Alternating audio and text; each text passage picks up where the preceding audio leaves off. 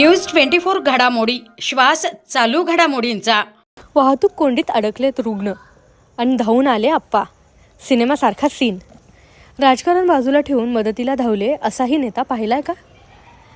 अहिल्यानगरमध्ये सुरू असलेल्या रस्त्यांच्या दुरुस्तीमुळे नेफ्ती नाका चौकात संध्याकाळी मोठी वाहतूक कोंडी झाली।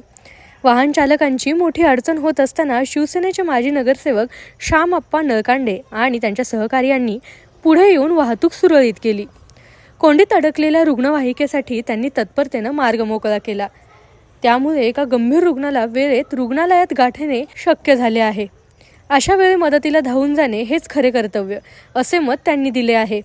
नागरिकांनी त्यांच्या मदतीचे कौतुक केले असून प्रशासनाने लवकरात लवकर उपाय शोधावा अशी मागणी होत आहे। प्रतिनिधी स्वामी गोसावी, न्यूज 24 घडामोडी। न्यूज 24 घडामोडी श्वास चालू घडामोडींचा।